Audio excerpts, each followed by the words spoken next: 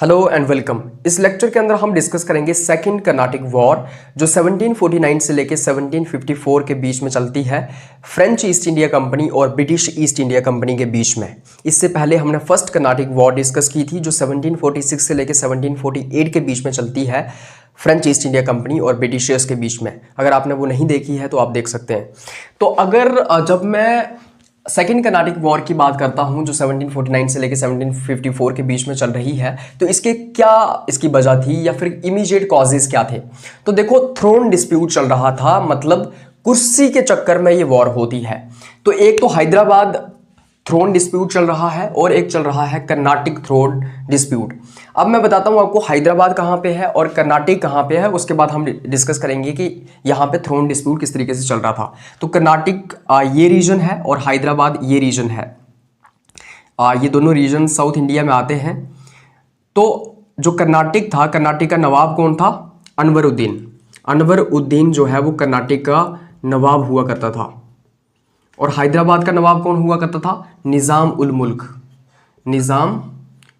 निज़ाम उल मुल्क, जिसको हम असफ जाह के नाम से भी जानते हैं। और इसी ने हैदराबाद को भी फाउंड किया था और असफ जाही डायनेस्टी की शुरुआत की थी। निज़ाम उल मुल्क ने हैदराबाद को इसी ने फाउंड किया था।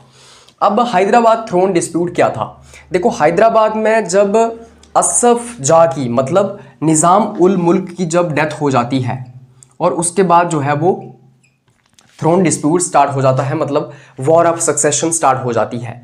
जैसे ही निज़ाम उल मुल्क की डेथ होती है हैदराबाद के अंदर, मैंने आपको बताया निज़ाम उल मुल्क जो था उसने ही हैदराबाद को फाउंड किया था और उसी ने असफ जाही डायनेस्टी की वहाँ पे शुरुआत की थी। उसका नाम असफ जाह था, इसलिए उसने असफ जाही डायनेस्टी की शुरुआत की। अब जब निज़ाम उल मुल्क की डेथ होती है हैदराबाद के अंदर, उसके बाद जो है वो क्लेमेंट्स आते हैं, नासिर जंग और मुजफ्फर जंग। मतलब निज़ाम उल मुल्क के मरने के बाद नासिर जंग चाहते हैं कि वो राजा बने, वो नवाब बने, और मुजफ्फर जंग चाहते हैं कि वो नवाब बने। तो नासिर जंग भी गद्दी का क्लेम कर रहे हैं और मुजफ्फर जंग भी गद्दी का क्लेम कर रहे हैं। अब नासिर जंग को सपोर्ट कौन कर रहा है? ब्रिटिशर्स सपोर्ट कर रहे हैं। और मुजफ्फर जंग को कौन सपोर्ट कर रहा है? फ्रेंच सपोर्ट कर रहे हैं। बात समझ आ गई? तो हैदराबाद में निज़ाम उल मुल्क के मरने के बाद नासिर जंग और मुजफ्फर जंग के बीच में गद्दी की लड़ाई शुरू हो जाती है। नासिर जंग को ब्रिटिशर्स सपोर्ट कर रहे हैं और मुजफ्फर जंग को फ्रेंच सपोर्ट कर रहे हैं। उसके बाद कर्नाटिक थ्रोन डिस्प्यूट भी चल रहा है। कर्नाटिक थ्रोन डिस्प्यूट क्यों चल रहा है? जैसे ही अनवर उद्दीन की डेथ हो जाती है, अनवर उद्दीन के मरने के बाद चंदा साहिब और मोहम्मद अली दोनों क्लेम कर रहे हैं गद्दी का। मतलब चंदा साहिब चाहते हैं कि वो कर्नाटक के नवाब बन जाएं और मोहम्मद अली चाहते हैं कि वो कर्नाटक के नवाब बन जाएं। चंदा साहिब को फ्रेंच सपोर्ट कर रहे हैं और मोहम्मद अली को ब्रिटिशर सपोर्ट कर रहे हैं। मोहम्मद अली अनवर उद्दीन के बेटे हुआ करते थे। तो बेसिकली कर्नाटक के अंदर भी अनवर उद्दीन के मरने के बाद दो क्लेमेंट्स हैं, चंदा साहिब और मोहम्मद अली, और दोनों चाहते हैं कि वो नवाब बन जाएं, वो जो है वो कर्नाटक को संभालें, कर्नाटक में रूल करें। चंदा साहिब को फ्रेंच सपोर्ट कर रहे हैं और मोहम्मद अली को ब्रिटिशर सपोर्ट कर रहे हैं, और मोहम्मद अली अनवर उद्दीन के बेटे हैं। अब कोर्स ऑफ वॉर किस तरीके से चलता है? अब होती है बैटल ऑफ एम्बूर, जो कि 1749 में होती है। इस बैटल ऑफ एम्बूर के अंदर क्या होता है? एक साइड है फ्रेंच, चंदा साहिब और मुजफ्फर जंग। चंदा साहिब कौन है? चंदा साहिब हैं जो कि कर्नाटक में क्लेम कर रहे हैं गद्दी का, किसके मरने के बाद? अनवर उद्दीन के मरने के बाद। और मुजफ्फर जंग कौन है? मुजफ्फर जंग वो हैं जो हैदराबाद में क्लेम कर रहे हैं गद्दी का, किसके मरने के बाद? निज़ाम उल मुल्क के मरने के बाद। अब फ्रेंच, चंदा साहिब और मुजफ्फर जंग, ये सारे जने जो हैं वो अनवर उद्दीन को मार देते हैं। मतलब ये एक साथ आते हैं और अनवर उद्दीन को यहाँ पे मार देते हैं, किसमें? बैटल ऑफ एम्बूर में। और इसका रिजल्ट क्या होता है? चंदा साहिब जो हैं वो नवाब बन जाते हैं कर्नाटक के, और मुजफ्फर जंग जो है वो नवाब बन जाते हैं हैदराबाद के। अब आपको ये समझना है, आप सोच रहे होंगे कि यार अभी तक अनवर उद्दीन तो बैटल ऑफ एम्बूर में मरा है, तो बैटल ऑफ एम्बूर में अभी अनवर उद्दीन मर रहा है, तो चंदा साहिब यहाँ पे पहले से कैसे आ जाते हैं? मतलब चंदा साहिब कैसे क्लेम कर रहे हैं गद्दी का, जबकि अनवर उद्दीन अभी मरा ही नहीं है। तो अनवर उद्दीन जब जिंदा था तो उसी वक्त चंदा साहिब क्लेम करते थे गद्दी का। मतलब चंदा साहिब का ये मानना था कि अनवर उद्दीन गलत तरीके से गद्दी पे बैठा है, गद्दी मैं डिजर्व करता हूँ, मैं कर्नाटक का नवाब बनना डिजर्व करता हूँ, अनवर उद्दीन कर्नाटक के नवाब नहीं होने चाहिए। तो अनवर उद्दीन के जीते जी ही चंदा साहिब जो है वो क्लेम करते थे कि कर्नाटक के नवाब वो होने चाहिए, वो क्लेम करते थे गद्दी का। अब होता क्या है कि बैटल ऑफ एम्बूर के अंदर फ्रेंच चंदा साहिब और मुजफ्फर जंग जो है वो अनवर उद्दीन को मिलके मार देते हैं, और अनवर उद्दीन को जब वो मार देते हैं उसके बाद क्या होता है, चंदा साहिब को जो है वो नवाब बना दिया जाता है कर्नाटक का। और निज़ाम उल मुल्क के मरने के बाद जो नासिर जंग और मुजफ्फर जंग के बीच में लड़ाई थी कि गद्दी कौन लेगा, तो मुजफ्फर जंग को यहाँ पे क्या बना दिया जाता है, हैदराबाद का नवाब बना दिया जाता है। अब यहाँ पे क्या हुआ, देखो जिनको फ्रेंच सपोर्ट कर रहे थे, मतलब मुजफ्फर जंग को फ्रेंच सपोर्ट कर रहे थे, तो मुजफ्फर जंग भी नवाब बन जाता है हैदराबाद का, और चंदा साहिब को जो है वो फ्रेंच सपोर्ट कर रहे थे, तो चंदा साहिब भी नवाब बन जाते हैं कर्नाटक के।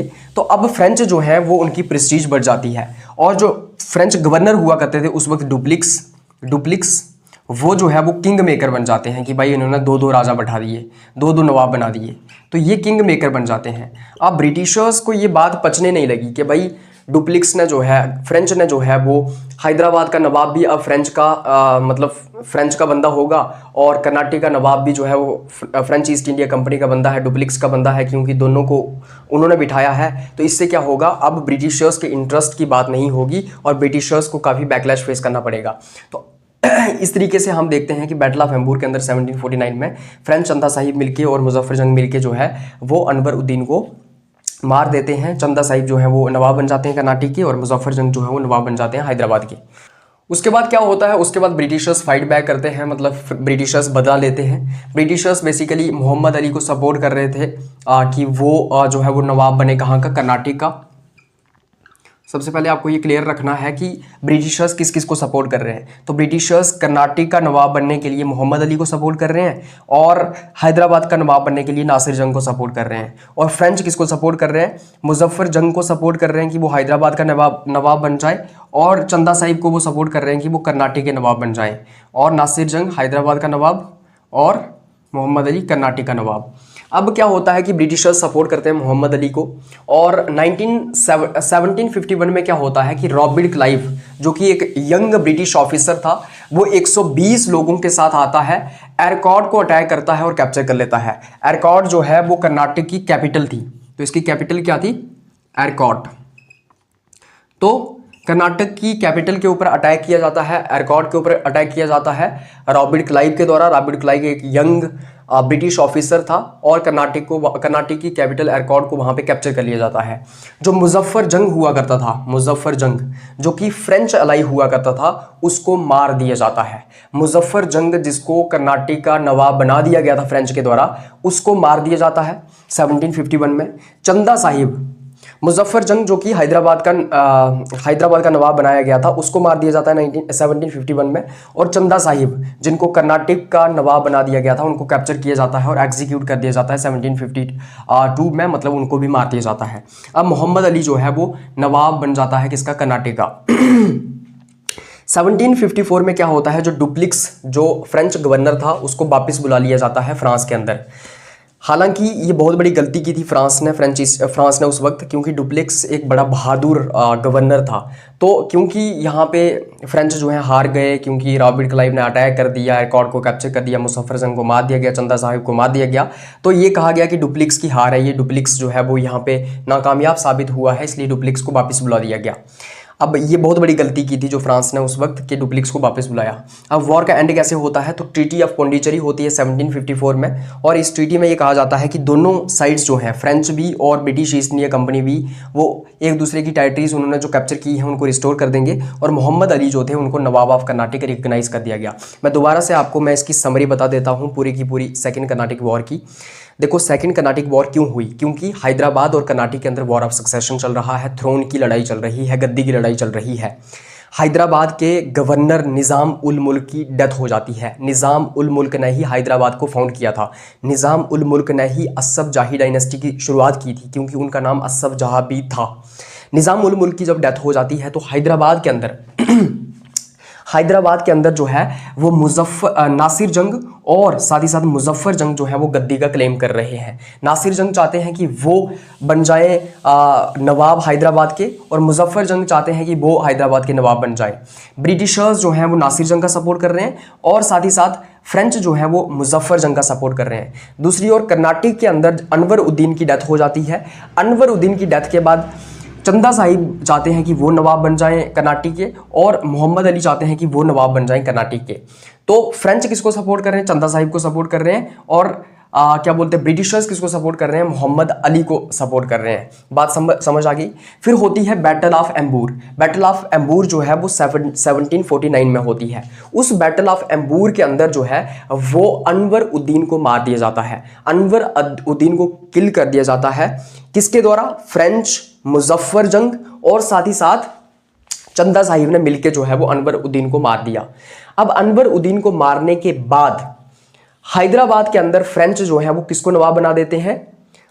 मुजफ्फर जंग को नवाब बना देते हैं, और कर्नाटक के अंदर चंदा साहिब को नवाब बना देते हैं। अब ब्रिटिशर्स ये सोचते हैं कि डुप्लिक्स ने दो नवाब बना दिए अपने, मतलब डुप्लिक्स ने जो है वो हैदराबाद को भी कंट्रोल कर लेना, इस हिसाब से कर्नाटक को भी कंट्रोल कर लेना, क्योंकि दोनों नवाब उनके हैं। तो यहाँ पे ब्रिटिशर्स फाइट बैक करते हैं, मतलब दोबारा से जो है वो रिटेलिएट करते हैं। ब्रिटिशर्स अब मोहम्मद अली का सपोर्ट कर रहे हैं, कहाँ पे? हैदराबाद के अंदर, कर्नाटक के अंदर के मोहम्मद अली नवाब बन जाएं और वहाँ पे चंदा साहिब को हटा दिया जाए। 1751 में रॉबर्ट क्लाइव 120 लोगों के साथ आके एरकॉट, जो कि कर्नाटक की कैपिटल है, उसको कैप्चर करते हैं, उसको अटैक कर देते हैं। रॉबर्ट क्लाइव एक यंग ब्रिटिश ऑफिसर है। मुजफ्फर जंग को मार दिया जाता है 1751 में, जो कि फ्रेंच के अलाई हैं, जिनको हैदराबाद का नवाब बनाया गया है। और चंदा साहिब को कैप्चर कर लिया जाता है और उनको भी मार दिया जाता है 1752 में, जो कि कर्नाटक के नवाब बनाए हुए हैं। उसके बाद मोहम्मद अली जो है वो नवाब बना दिए जाते हैं कर्नाटक के। किसने? ब्रिटिशर्स ने उनको नवाब बना दिया कर्नाटक का।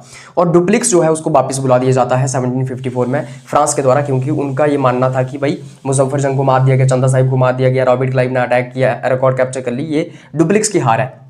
वॉर का एंड कैसे होता है? ट्रीटी ऑफ पौंडीचेरी साइन होती है 1754 में, और दोनों साइड्स, मतलब फ्रेंच ईस्ट इंडिया कंपनी और ब्रिटिश ईस्ट इंडिया कंपनी, जिन्होंने एक दूसरे की टेरिटरी कैप्चर की हुई थी, उनको रिस्टोर करने के लिए कहा जाता है। और मोहम्मद अली जो है वो उस वक्त कर्नाटक के नवाब रिकॉग्नाइज कर दिए जाते हैं। तो बात समझ आ गई। ये थी second Karnataka war. Second Karnataka war के अंदर हमें ये देखने को मिला कि जो ब्रिटिश थे उनकी प्रेस्टीज बढ़ी, और जो फ्रेंच थे उनकी प्रेस्टीज नीचे चली गई, क्योंकि यहाँ पे कहीं ना कहीं ब्रिटिशर्स ने जो है वो ब्रिटिशर्स हावी पड़े किसके ऊपर? फ्रेंच के ऊपर।